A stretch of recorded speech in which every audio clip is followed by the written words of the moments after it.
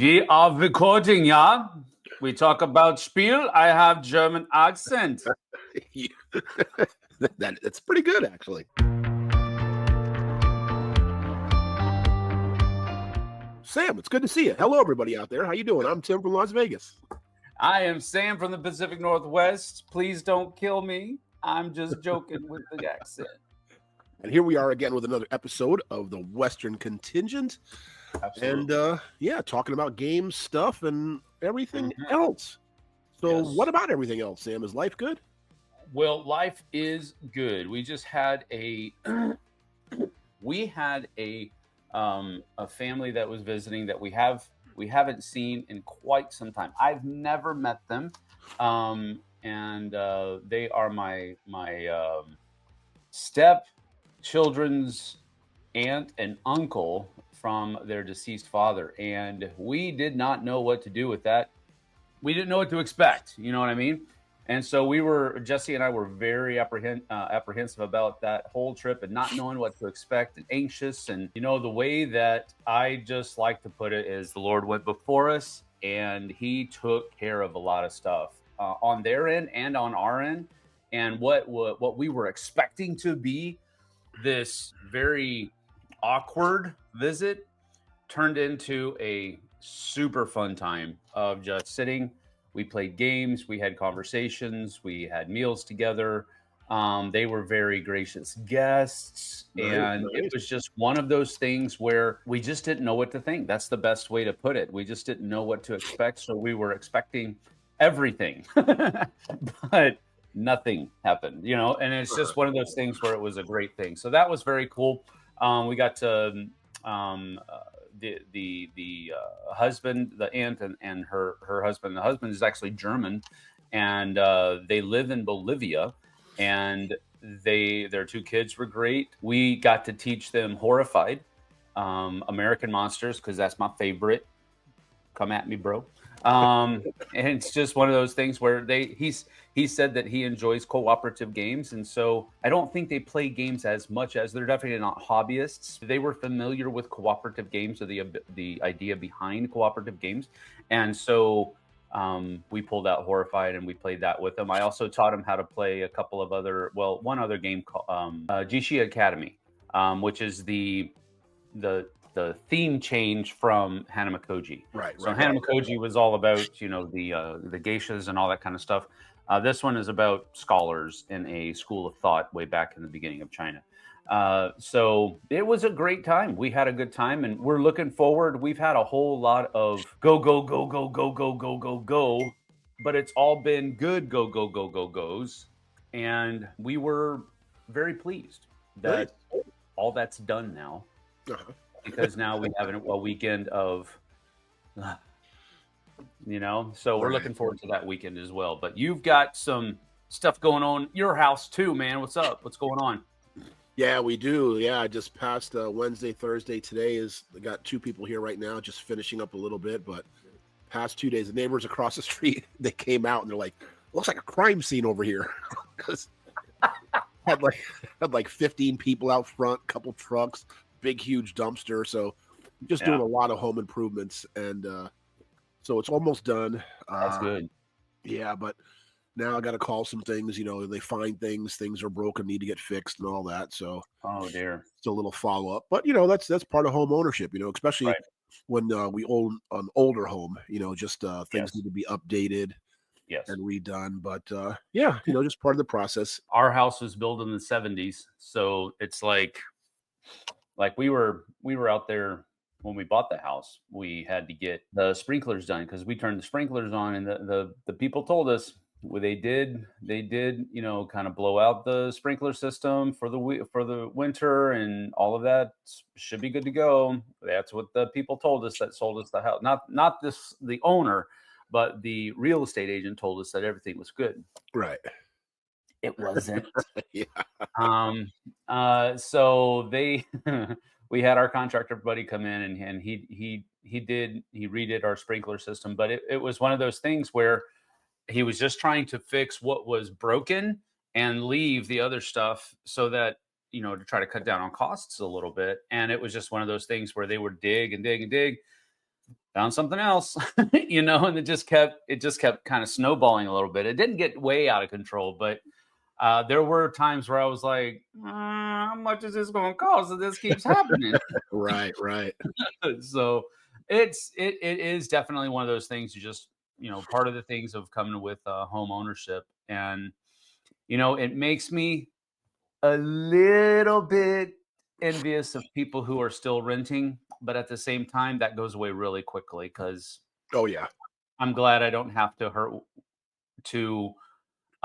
deal with landlords and property managers, and because they don't care, That's right. they They don't don't. care. They're just about trying to keep their costs down and make as much money as possible. So I mean, there are good landlords out there. I know that do care for their tenants, and they do care for their quality of life, not just their own. And so I don't want to paint a generalizing swath there, but the ones that I've run into have been very much that way of just not really caring about how your quality of life is. They just want to make a buck off of you and keep their costs down as much as possible. But so that feeling does go away a little bit. But when you get that invoice, it's like, wow, I'd love to give this to a landlord right now, but it just doesn't happen that way. Yeah, yeah. Yeah, but it's good. It's good to know you have that equity. So in another 10 years, if me and my wife want to pick up and sell it and go to Tahiti or something, we got That that is money. absolutely correct. That's exactly what we're looking Yeah, at. We yeah, we we did buy a bigger home on purpose so that we could have that nest egg. It's completely paid off, and as all we're doing is we have to pay the property taxes every year, which is also kind of weird because you have to rent your own property from the state. That doesn't yeah. make sense to me. But anyway, it, that's exactly what we're doing. It is an investment, and it's a nest egg that hopefully will be available to be cashed in later on down the road. So it's all well and good. It's all well and good.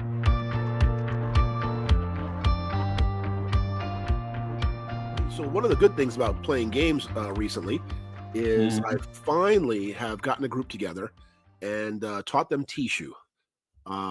Because I See, man, only you were working that up. You were working that up to be something. I finally got to do that, and I was yes, expecting some big game, and you come out with teach you. that's right. Because I only ever played at conventions ever. Period. End of Yeah, story. And there's a reason for that. There's a lot of other games that are better to play. so I've always wanted to get a group at home. So I finally got a group together, taught them. That's good. They're enjoying it, liking it, and it's great. So I'm glad I got to play it at home. I'm going to try to expand the group too. Mhm. Um, but yeah, it's good that I'm getting to play that a lot more and getting more people into it. So I'm That's really good. having fun doing that. It's good that you can get the games that are because I imagine Tishu is one of your comfort games. Tishu is one of those games that you just want to play to have a relaxing time, and Yep. it's good to have people in your personal local gaming group that you can call and just say, "Hey, you want to get a game in tonight?" That's a Yep. good thing. Yeah, absolutely. So yeah, I've been really happy about that. And you know, trying to expand my game groups, get more and more games going. There you go. And how about any games you've been playing? You've been playing any good games this past week? You know what? I have, and now I have to think about it because I wasn't prepared. Well, a couple of games that I've just recently reviewed are games that we could absolutely talk about. I haven't really, well, I talked about Rebel Princess. We won't talk about that again, but it's been a while since I've talked about the other one, and that one is Wine Cellar. Wine Cellar is from 25th Century Games.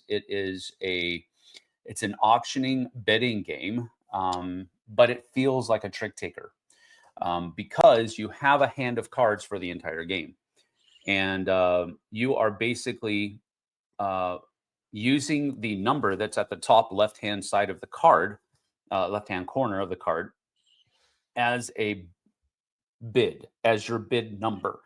To You're going to play it face down. Everybody plays their card face down that they've chosen, their bid basically, and we all reveal it at the same time. The highest bid gets to choose which wine bottle out of the market they want, and then in number order, descending numerical order, um, people get to pick their wine bottles and put them into their cellar. The game goes for 8 rounds, and at the end of which you're going to have 8 wine bottles in your client's wine cellar. Um, you also have a client card that is going to give you 3 different things that your client is looking for. It's looking for 2 different wine types. It can be like a sparkling wines or white wines or red wines or rosés or whatever. Those are the 4. And so you'll have 2 wine types that they're looking for, and you'll get bonus points for both of those.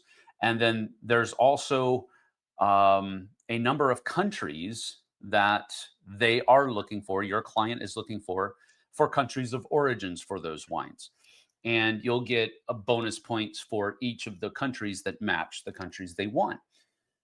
And so you'll get points for all of that. And then you'll also get points for the aging process, which is an interesting thing that I didn't really realize. That I thought it was just a game mechanism that Andrew put in there to be a scoring mechanism. That's all I thought it was. But actually, what it is the each wine bottle is like a not really tarot shaped. It's thinner than a tarot card, but it's basically tarot shaped. It's oblong, very thin, and because it has a picture of a wine bottle on it.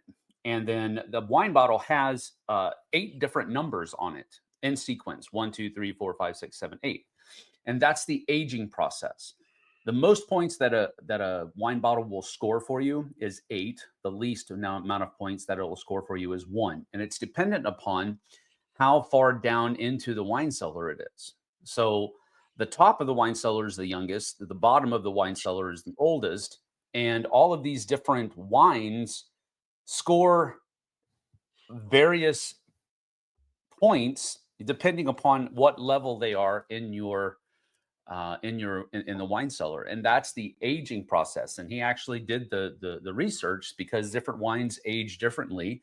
So I just thought that was interesting. They worked a bit amount of theme into this auctioning game. That's all it is. It's a bidding game. And I just thought it was really interesting. Vintage Traits artwork, that was the first draw for me. But I was on board. I got a advanced prototype for this one before the campaign started. We played it live, I think, during the campaign, and I backed it immediately. It was just one of those things where it was one of those new kinds of campaigns where they have multiple games going up for the campaign or available during the campaign, and I backed all of them. 25th Century is one of those companies where if they make it, I'm probably going to be interested in it because I do a lot of events, and we need a lot of good family weight games, and that's pretty much 25th Century Games MO. They make really good family level games. So I backed everything, but I was drawn to the campaign by Wine Cellar and not disappointed at all. Reviewed it on the Dice Tower on Wednesday this last week. Gave it a 9 out of 10. I really enjoy it. Enjoyed it. That's a high rating. I guess you did really enjoy it. Yeah, I'll have to look that one up. You haven't even heard about that one. Yeah, it's a good one. It's the only con that I had with the game was that I don't like the card size. The card size makes them so difficult to shuffle. And right. People in the chat of the video were like, "Well, you just have to put sleeves on them and smash them together and put them like that." And I'm like, "That's not how you shuffle cards, man." And I don't know. For me, I'm never able to get a good shuffle doing that. You have same. I just don't like it anyway. But another thing to that is that these cards are a weird shape. I don't know that I'm going to be able to find card sleeves in that shape. I probably will. They've got card shapes for everything. They've got card shapes. But it's hard when you get those really unusual shapes. I mean, I remember there used to be this company. I don't even know if they still exist, but Swan Pan Asia, they were a company that had like those really weird sizes. And we get all our sleeves from Sleeve Kings. And they do accommodate quite a few different sizes because they've actually stepped up their game once they separated from, well, not separated, but sort of rebranded, however you want to call it, from the Mayday sleeves. Because the Mayday sleeves to me were basically like penny sleeves. The quality wasn't that good, didn't like them. but they increased the microns on the Sleeve King. They also got Sleeve King Premium, which are real heavy. Those are the ones I use for my personal copies. They sleeve themselves, don't they? I'm sorry? They sleeve themselves, don't they? What do you mean by that? They actually sleeve the cards themselves. You don't have to do anything, Oh, right? yeah, you just lay the cards out on the table and you just go, throw hey, get to it. Get to it. Yes, jump with in. premiums, we will do ourselves. Thank you. Yeah, they're that good. They're that good.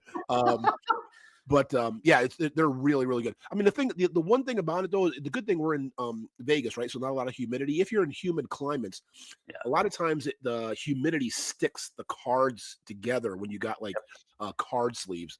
It's not too bad out here, but in more humid climates, it is. Yeah, it's not bad up here. We don't have a whole lot of humid. We do have a lot of heat during the summers, but we don't have a whole lot of humid. So I don't think that would be a problem either. I don't like sleeved cards, period. That's the long and the short of it. I know it protects them. I know it's better for the component, but for me, it makes handling the cards more of a chore. But well, I mean, what I mean by that is that you can't really shuffle them the way I shuffle cards. This is one of the things that I can kind of pat myself on the back. I'm a pretty good shuffler. I'm not great. I'm not, Las Vegas, casino great. I'm not that good, but I can shuffle cards pretty well. If somebody needs cards shuffled, they pass it to me if I'm sitting at the table. That's how it is. You can't do that with regular with sleeve cards. It just doesn't work the same. It doesn't work. It's not good. And I don't like card sleeves because of that. I also don't like card sleeves because it makes the cards thicker than they're supposed to be. And when you have a whole tower of sleeve cards sitting on a table, somebody just has to nudge the table, and those things usually just fall over. And I don't like that. So that's what I mean by it's a chore. They make handling them a little bit more of a chore. But on the flip side of that, I was just playing Heat yesterday on live stream, and the card backs are starting to stick together because of I'm using the same deck over and over and over and over and over again.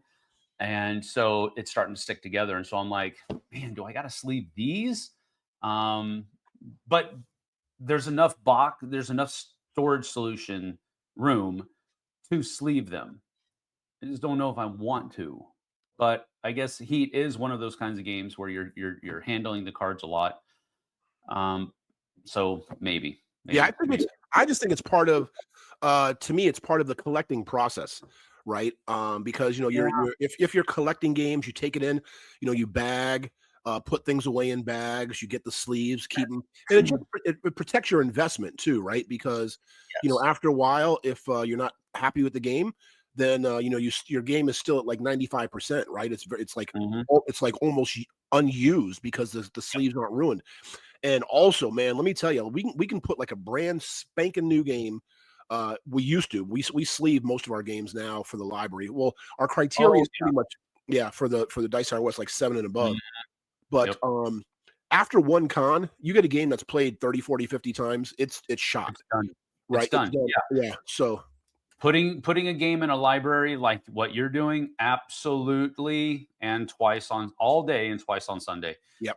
You've got to protect your investment because you want that game to last more than just one con. You don't want to buy a whole new library every single time, or 20 new games even for your library every single year. So I totally get that. But for my personal collection, I'm less of a I mean, I know it's hard to tell with the shelves behind me, but I'm less of a collector and I'm more of a player. If I know I'm only going to play this game 10 times a year and it has longevity of 50 plays before it starts degrading, that means I've got a good 5 years of playtime out of that game. And I don't know.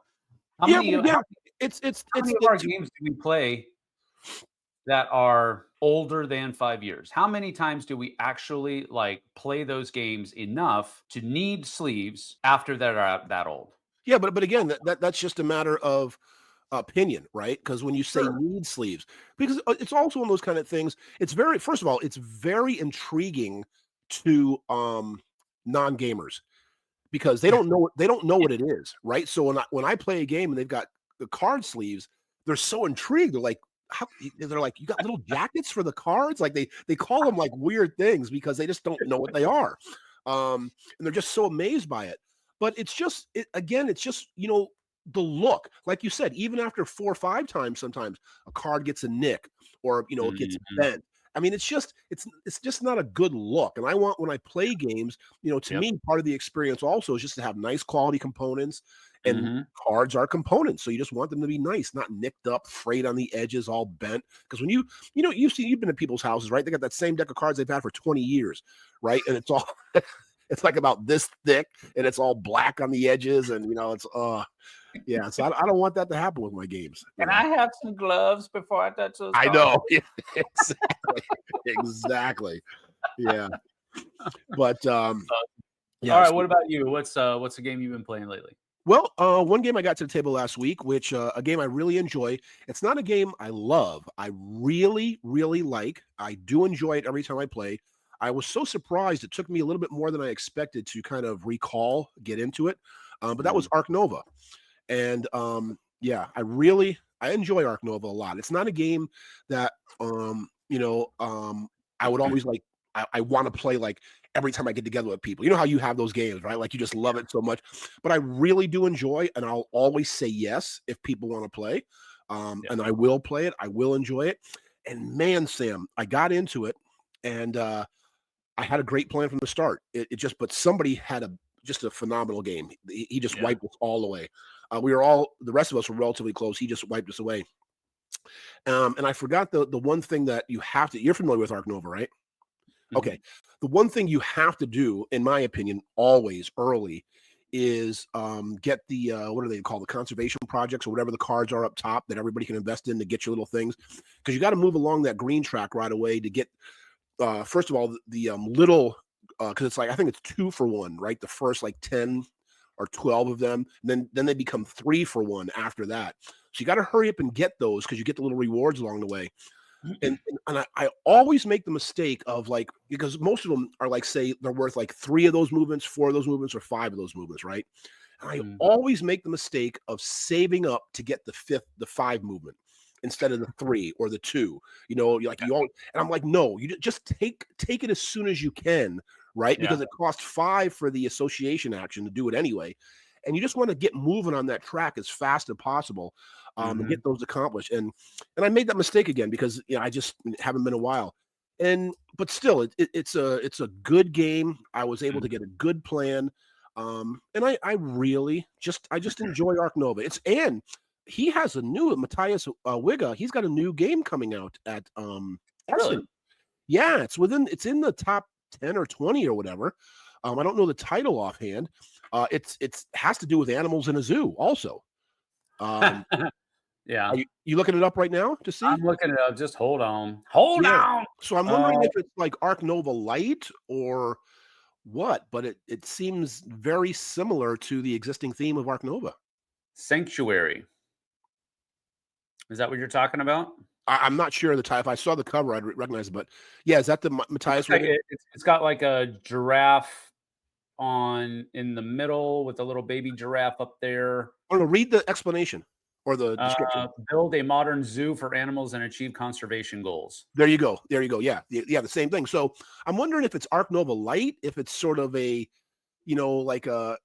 I don't, but I just haven't heard a lot of buzz about it, so I don't know a whole lot about it. But Mhm. but it'd be interesting. I'm interested in it. I'm definitely gonna, pick it It's up for eventually. it's for it's for 1 to 5 players. It's 40 to 100 minutes, and it right now it has a complexity rating of 2.94 on the Geek.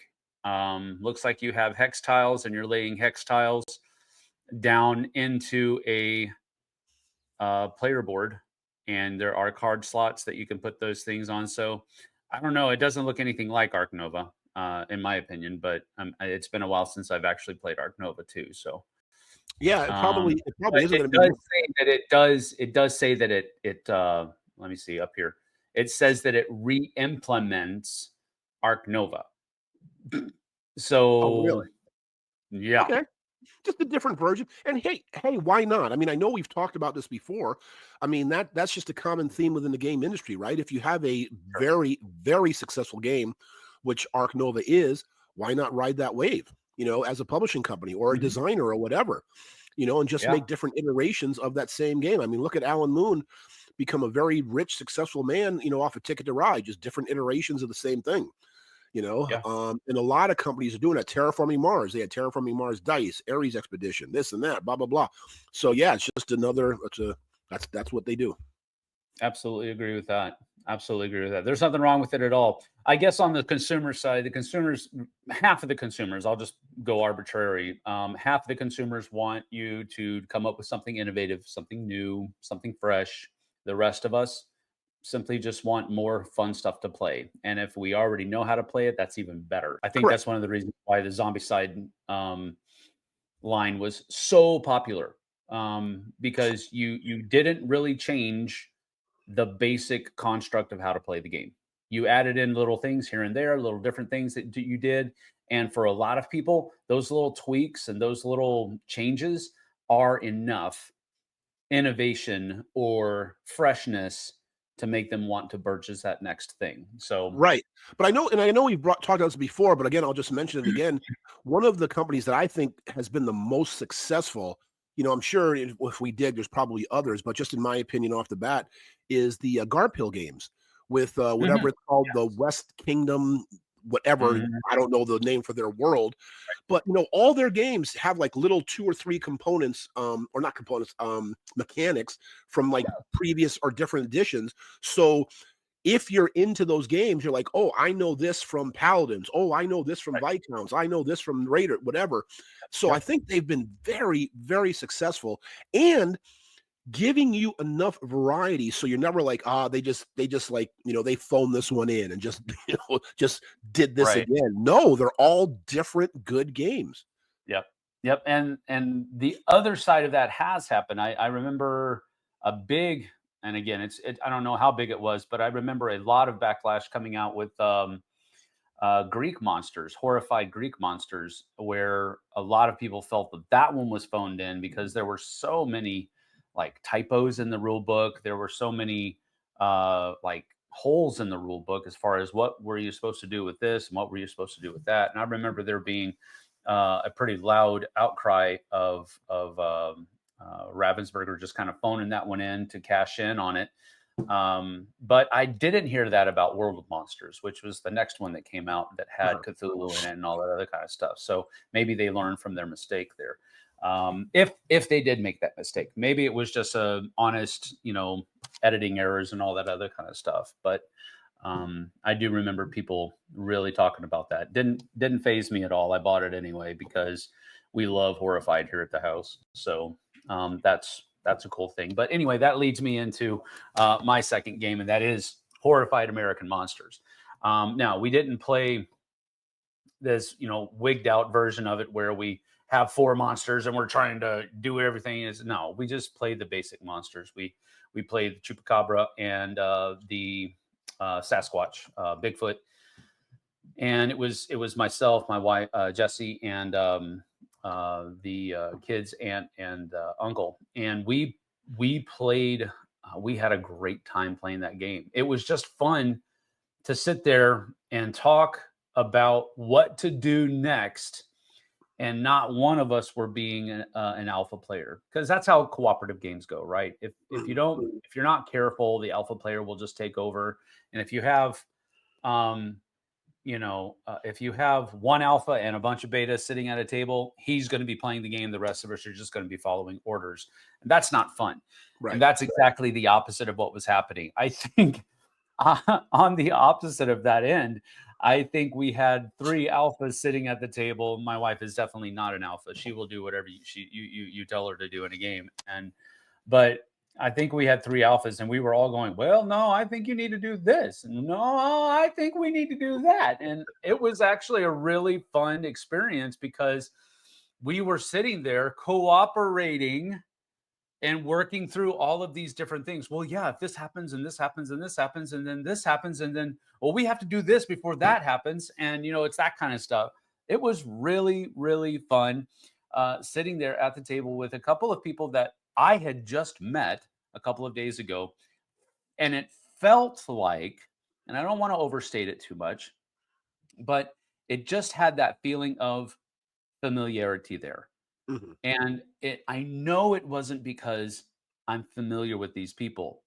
So that, in my opinion, came from the board game. The board game fostered a level of familiarity at the table that broke through barriers. I Okay. think that's awesome. I think that's awesome. And I think that's one of the powers, if I can say that, if I can say it that way. I think that's one of the powers of board gaming. And that's one of the benefits of the board game hobby is it breaks down sometimes very obvious barriers that people can overcome and enjoy a game together. I think Oh, that's an awesome absolutely. thing. Absolutely. Because, well, it's a mode of escape, right? Because Sure. you I mean, it's one of those kind of things where, people say, at the dinner table, you don't talk about religion or politics, one of those kind of things. You're just supposed to eat and enjoy each other's company.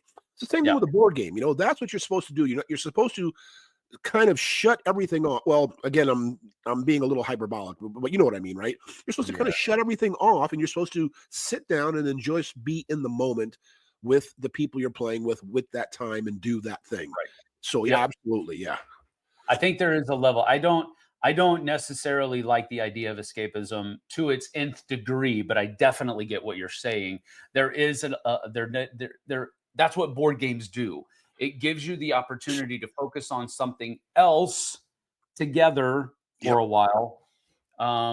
But we also don't need to be, what is it, the ostrich that puts its head in the ground when it's in danger or something like that. We don't need to be ostriches. So that's my only thing about the whole idea of it being an escape. But again, that I think that's an nth degree. That's a taking it all the way out to where it's no longer useful. I think that is one of the things that board games does. It gives us that level of let's put everything else to the side for a few moments and enjoy something together. And I think Yep. that's absolutely what board games does.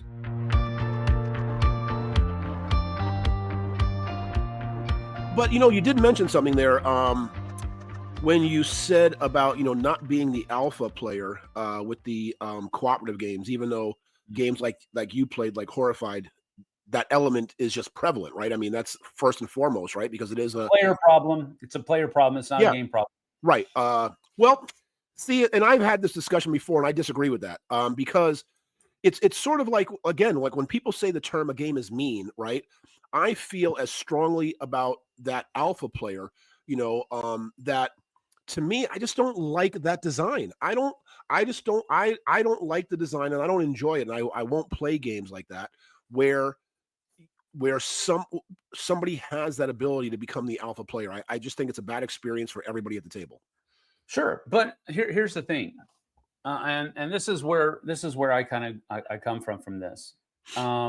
There are games that have a certain bent towards allowing alpha players to exist within the game. That's what I mean. But any game, and I mean any game, can suffer from an alpha player being an alpha player. Um, and the reason I say that is because all you have to have is a person that is assertive and dominant playing against or with a person that is not assertive and not dominant. Well, I agree. The I understand what you're. personality will always win I understand what you're because getting to, Sam. But just real quick for that point you're talking about, the easy way to shut that off is you can just turn to them and say, "Hey, it's not your turn," and okay, that's it. but However, yes, in a I understand. cooperative game, it is their turn, right? Not with all cooperative games, because some cooperative games you have your turn, they have their turn. We're all working together, but it is my turn. A lot of cooperative games are like that. Not all of them are simultaneous. They all have, well, many of them have I do my turn, you do your turn. Yes, we're all working together. So it's not like the alpha player, it's always his turn along with everybody else's turn. That's not necessarily the case. But what I'm saying here is you came up with a solution to the problem that an assertive person would do because you're an assertive person. You will assert, hey, it's my turn. Let me do what I want to do. You had your turn. I'm going to do my turn. A non-assertive person, a non-confrontational person is not going to do that. They're just going to sit there and say, "Yeah, that sounds like a good idea. I think I'll do that." So, No. I understand. No, but the distinction I'm making, Sam, is when I say it's everybody's turn in a cooperative game, like in Pandemic, right? Yes, mm, people have individual turns. I get that. Whatever yeah, cooperative game, yeah, everybody has their individual turns. right, However, built into the gameplay, it is still partially other people. It's everybody's turn at the same time. That's sort correct. of baked in. What I mean, if you're playing like a game, I don't know, just like say a Agricola or something, when it's my turn, it's my turn. So when you were Mm, saying how everybody can be assertive, if somebody's trying to steamroll me and tell me what to do, everybody else at the table already can say, "Oh, listen, it's not your turn," and sure. that's how you can shut it down because it really isn't. It's just, but in a cooperative game, it's sort of it kind of is your turn at the same time it's that person's turn, right? But it isn't. You could still do that on Pandemic. I've done that before on Pandemic. And if somebody asks me for advice, hey, what should I do? Or they're asking the table for advice, I will speak up and say, hey, you do what you want, but this is what I think would be best. I might not be seeing everything. You might see something that I don't see. So don't rely upon what I'm saying, but this is what I'm seeing. And when that kind of spirit lives in a cooperative game, I think you're really getting down to the core. Some of those older cooperative game designs were made without the thought of there's going to be alpha players playing this game. Now we have cooperative games that know that that problem exists and they come up with ways to subvert the alpha player. For example, one of the ones that I'm thinking of, the art project, they have a very small rule within that game that says you can talk about what your card set has on it. You can tell everybody what's on your card, but you cannot show your card to everybody. You have to Right. keep your card secret. That is a defense mechanism against the player problem of being an alpha player. Mm. They specifically designed that to keep the alpha players at bay. And for me, when you can do that, it tells me that it's not necessary. When you have an alpha player problem in a game, it's not necessarily, that's my main word there. It's not necessarily a game problem. It's more often a player problem that the game has not provided an answer for. And I see, for me, it's a personality thing more than it is a mechanism thing. I don't necessarily want to play any kind of game with a person that's going to come in there and go, you do what I tell you to do because I know better than you. I don't want to play games with that person Yeah, but see, ever. right, but see, this is where I mean, I understand what you're saying, and I kind of agree, but this is where I disagree that it is a player problem because, like, here's my sort of question to you, right? You Mhm. know as well as I do, there are people who are gamers who just are great gamers. They they can figure things out. They see the problems. They win Yeah. like 90% of the time. They're just Yes. great gamers. So Yes. when you're playing a game with people like this, like that, here's my question to you: Hmm. since they just have that ability to figure things out, figure the best solution, they have two choices: either on every turn to voice what they think is the best solution, and it's probably going to be, or not, right? Yeah. And Hmm. if they don't, now they're not having a good time because they're sort of acquiescing. Oh, I don't want to be that alpha player. I don't want to do everything, even though they know they've got the right solution. And if they Hmm. do, it's kind of ruining everybody else's time because it's like, wow, man, you're figuring everything out. So that's why, to me, it is a player problem and a game problem because it just those games like that, to me, there's always somebody unhappy in what. Did you? Okay, I get what you're saying, and we'll come back to that in just a moment. have you ever? Let me just ask another question. Have you ever played a cooperative game where there wasn't an alpha player at the table? Well, yes. I mean, that's one of the. So again, And here's didn't you? wait here. And again, let me finish. Let me Well, finish. Let me well, finish. Let me no, finish. Sam, we just got to define what we're talking about cooperative, because I'll pick. I got Hanabi right here. That's a cooperative game. Well, let's just say pandemic. Let's just say pandemic. Okay, We've we'll use already pandemic. talked about pandemic. Okay, yeah, yeah. Have you ever played pandemic without an alpha player? No, I've only played pandemic 3 times, and I don't play pandemic. Okay. Well, okay. That's probably then because you played it with 3 alpha players at least. Absolutely, absolutely. Well, Yes. here's the thing. That's what I'm saying. That's not a game problem. That's a person problem. You played that game with the wrong people. And you can say that Yeah, about any game out there. Yeah, see I guarantee, because again, if I pick up pandemic tomorrow with whoever, it's going to happen. Because again, Sam, like I say, why should somebody not voice what they think is the best thing to do? Okay, this is the thing here. Okay, now we're talking about a definition of what an alpha player is. An alpha player does not just voice what their opinion is. An alpha player forces their opinion upon other people and says, if you don't do this, we're going to lose. That Yeah, may but now not you're be. just now you're just defining a level of an alpha player, right? No, I I mean, don't. No. I think that's what an alpha player. Believe me, dude. I'm in a society up here. I'm in a where there are a lot of alpha personalities. mhm. I mean, they come out of the woodwork, brother. And it's one of the things that I just don't really enjoy about living up here in a highly agricultural area. There's a lot of alpha personalities, my way or the highway, that kind of thing. It's not my an alpha person is going to tell you what they think, but in their minds, they think if you don't do this, you're dumb because I have the right answer and you don't. And if you don't do what I say, we're going to lose and you're stupid. Yeah, That's the okay. that's the mindset of an alpha player. I mean, I hear what you're saying, but what's the difference between that's just somebody, again, to me, that's just a level of alpha. What about the counterpoint to that, to me, would be sort of the passive aggressive alpha? What if just every turn you've got that person who just figures it out, and they're not being aggressive, they're just saying, oh, well, you know what?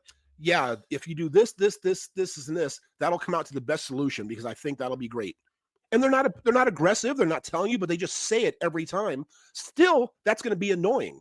So it's That's not a matter of cooperation. how you present it, right? It's That's teamwork. That's not alpha in my opinion. That's teamwork. No, I'm serious because that's exactly what we were doing in Horrified the other night. I honestly truly believe that because if I'm not careful, and again, I don't think I'm smart enough to I am not like a Jason level. I'm not like, I'm not your level. I'm not JT's level at being able to figure out games and all that kind of stuff. I'm not. But on some of the games that I know about, I I can slip into that role of being, listen, I played this game 15 million times. That's hyperbole, I know, but I've played this game 15 million times. I know what I'm doing. This is what we should do. I can slip into that easy. But in Horrified is one of those games where I can do that. And in Horrified, I really believe that there were 1, 2, 3 alphas sitting at that table, and we were all working together. Now there were some spirited discussions, if I can say it that way, about what is the best thing to do. But we all worked together and we all decided together this is the thing that we should do at this point. yeah, but Okay, again, let's Sam, here's the thing. It's funny when you say that because I'm going to go out on a limb and I'm going to say, no, you all didn't decide together, because I'm going to bet in those situations, there probably was one or person there. They may have never voiced it or said it, but who may have been like, oh, geez, these guys are making all the decisions. Right. So again, you may feel we all decided together, but there may be that one person who was sitting there thinking, yeah, I'm not part of this game at all. So it was the one person that wasn't the alpha, my wife sitting next to me, and I can tell you she had she had a blast playing the game. I know for a fact that she did. all right, it may Because be we that one were situation. all talking. We were Uh-huh. all talking. We were all providing input. Even she was. Not as much as the 3 other alphas that were sitting at the table, but we were all providing input and we were all kind of doing our part. It was teamwork. It wasn't one person telling everybody at the table what they should be doing, even though I could have been in that position. Mhm. I made the conscious effort to what to allow them to make and what I thought were mistakes. I let them do it because at the end of the game, it's a game. We're not talking about life and death here. Um, but I had that choice. I could have been that dude that we all dislike that says, if you do this, we're going to win because I know what I'm talking about and you don't. If you don't do this, we're going to lose because I know what I'm doing and you don't. That's an alpha player. Mhm. Um, an unapologetic person whose only goal and the only way they know how to have fun in games is to win. That's the next follow up. If your only goal, if the only way you can have fun is to win, Mhm. that's a problem. Well, I that's a think player problem right there, right? it is, That's and definitely a player problem. it's sitting right next to its twin alpha player. It's a player problem. It's not a game problem. There are games that the mechanisms invite alpha players to take their spot on their pseudo throne. Uh-huh. But it's a player problem. It's a personality conflict. It's not a mechanism conflict. Now, what some publishers and designers have begun to do is they've begun to start adding in those mechanisms that will make it harder for alpha players to take control of their cooperative games. And that's one of the things that I really enjoy that designers have started doing. They've started combating the player problem of alpha players. I just think some of those older games that we say that it's a game problem, alpha player game problem, they just were made before it really became prevalent that the player problem existed. Yeah. That's what I think. Yeah, no, I guess there's two ways looking at it. And again, it's just one of my things. Obviously we have a little some sort of disagreements on different things here, the way we look at it, levels of alpha player. But it's just one of those kind of things. My whole thing is where if like I'm saying, if there is 100% information available, Mhm. and so let me see if I can say this correctly. So if there's 100% information available, then Mhm. you have to agree there is a correct solution, right? Because if all the information out there, there's going to be the most perfect move, right? Sure. Are you with me so far? Okay, good. You're with me Yeah. so far. So that's to me how that is a game problem, because it's allowing that to exist. However, I know we've talked about this before in the games that I like, if there's only 60% of the information available, Mhm. then you can be as forceful as you want, but and everybody else knows that it's a educated guess or whatever, because you just don't have all the information. So Yep. it's one of those kind of things where, to me, there's just a difference in that level. If 100% of the information is available, those are the games that I don't like, because there is a right solution. There Mhm. is a not right solution. I'm going to say a best solution. Sure. Well, here's the thing, and I like that because I like that argument that you're making because it provides, I think, a dichotomy. There are games out there that have 100% information. You know everything. Everything's played open-handed or open whatever, and all the information that you need to make your decisions from turn to turn is there. But there is some hidden information. Even in Pandemic, you don't know what card's going to be coming off that epidemic deck. You know kind of what's in there because the last time Epidemic happened, all of those cards got shuffled and got put back up top of the deck. So you know kind of what's in there, but you don't know exactly what's coming up, and you definitely don't know when that next Epidemic card is coming. It could be coming in 2 cards, it could be coming in 10 cards. You don't know. So there is a lack of information that's there. So even the best laid plans by those alpha players could could be for naught because we don't know what's coming up in the deck. Anyway, there's other games where it seems like there is only one solution to winning the game, or at least continuing the story of the game. Yep.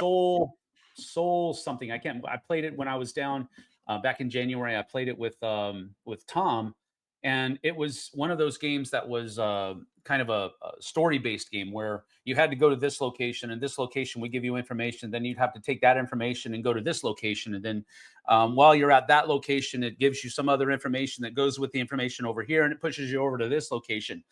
And after we got through failing at one of those episodes a couple of times, we looked at the cards, and Tom was like, there is only one way to get down to this place where we actually continued the story the way it was supposed to be continued. There was only one entry point to the rest of the rest of that system. And if we missed it, there's no way we would have come away with the continuation, with the goal or the objective that the game wanted us to reach. Right. And we were both like, wow, that really is bad because you could play this. There are so many different things that you can choose in that game. And it's like, it was literally like looking for a needle in a stack of needles. That's what it from the front end, there was no difference. And so I think it's a super game problem. I don't want just one solution. I want many different solutions that all lead to the same place. Possibly. You still have to make the good decisions. You still have to make the logical decisions. You still have to make the efficient or the whatever decisions to get there. But I want multiple paths to victory. I don't want just one. And I think even in games like Pandemic, yes, there's only one goal to get all of the viruses done. But I think there are, within that structure, there are multiple ways to get there. So when an alpha player tells me that on my turn that you need to go here, here, here, and here, and do this, this, this, and this, I think I feel like I have, in most cases, not some, but in most cases, I have the ability to say, that's a good idea, but I think I want to do this. Oh, you do have that. Yeah, that's what I'm saying. No, that's what I'm saying, though. That's not a game. That's not a game issue. That's a personality issue. That is a personality, but again, while I'm saying it's a game issue, I know we just keep going back and forth. It's one of those kind of things where still somebody is going to be correct.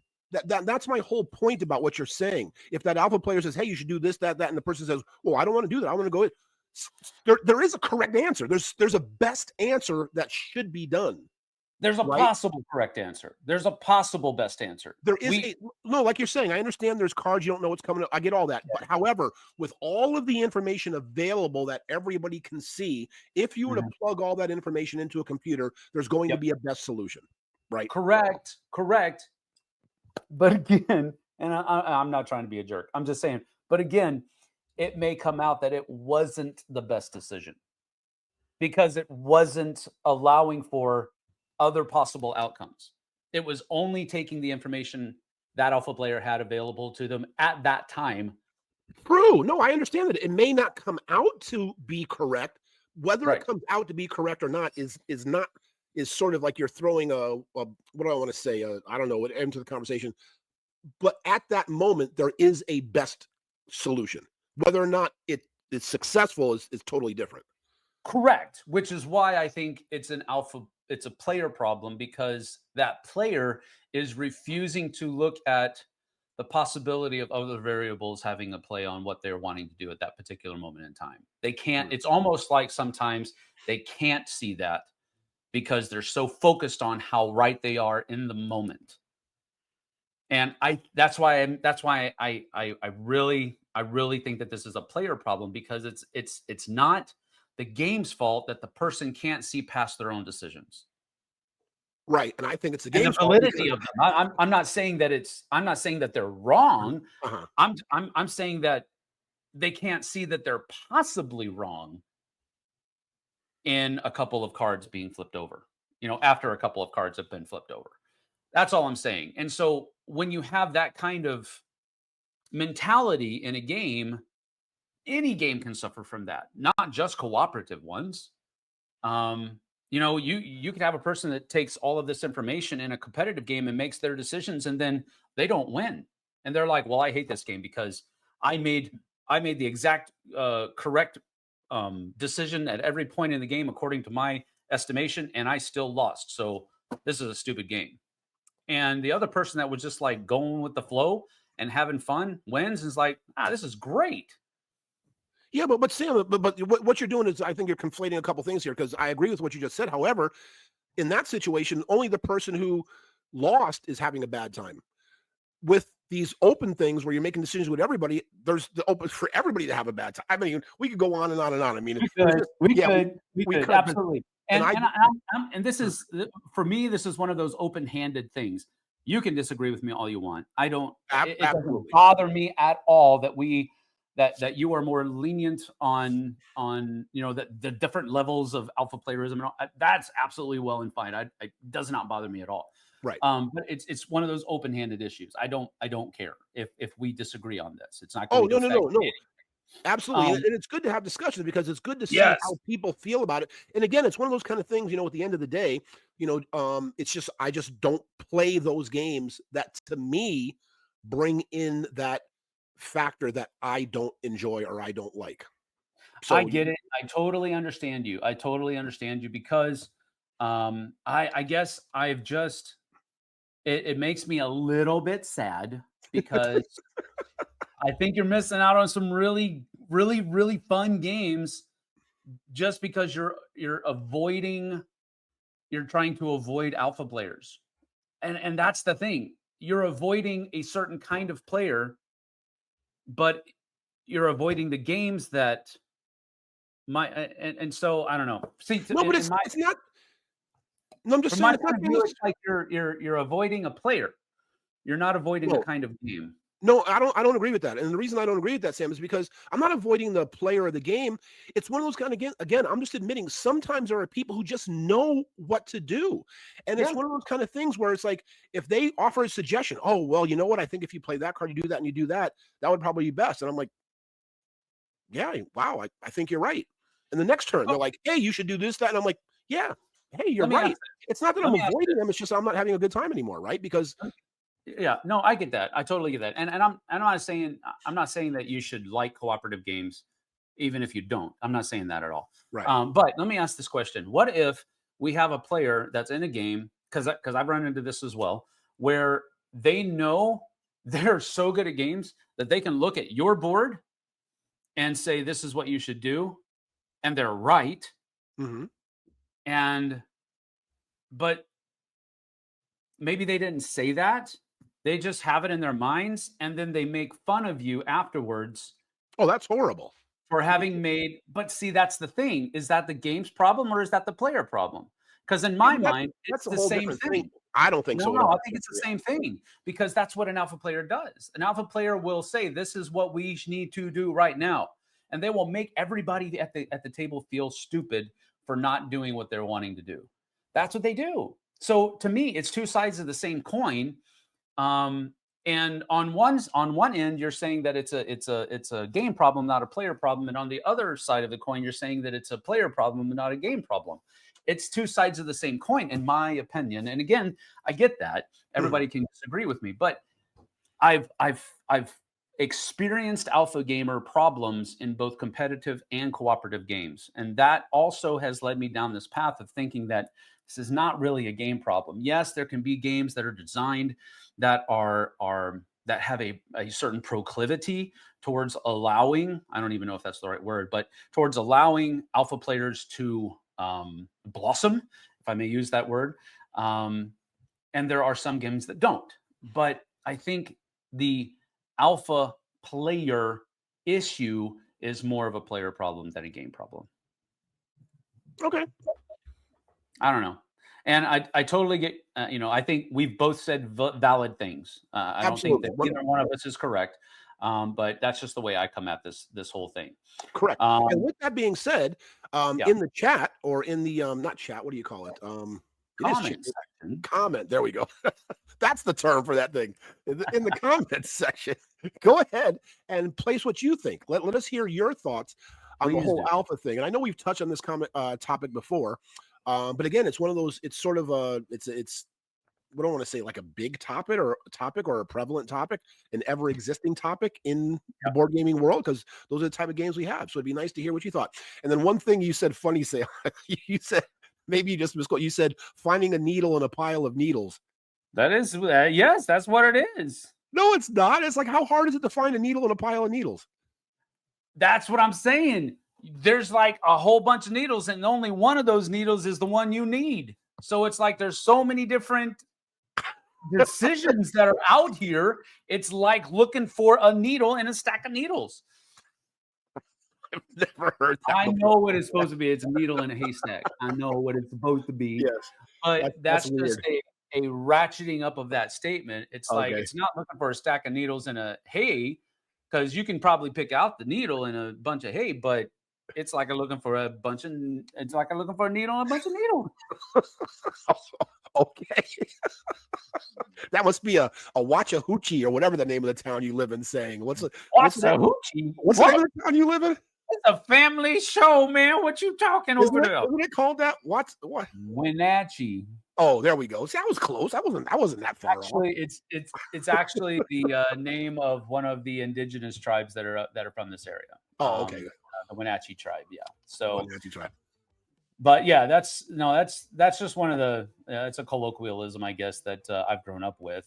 Everybody says it's like looking for a needle in a haystack, but when it's a particularly tough decision, it's like looking for a needle in a stack of needles. Oh, okay. Learn something new every day, right? There and you go. I need that little rainbow. Now you know. All right. Well, Sam, as always, it's been fantastic hanging with you, talking to you, and talking about some interesting topics and hearing about some good games. So, yeah, we'll have to do the same thing, same bat time, same bat channel, right? Yep, we will. Next time we'll be talking about the Spiel des Jahres Awards. There we go. 2025. So looking forward to that's what we'll be doing next time. Sounds good. All right. Well, everybody, thank you so much for watching again. And thank you for leaving the comments and all that kind of stuff. Remember, thumbs up and all that. Not only to this show right here, go ahead and go to the Flipside, watch Sam there. Make sure you go check out all of the information, content they have in the Dice Tower, too, because there's tons and tons and tons of comment you can grab over there. Drinking from the fire hose. There you go. Absolutely. So until next time, I am Tim from Las Vegas. And I'm Sam from the Pacific Northwest. See you on the flip side, folks. Bye, everybody.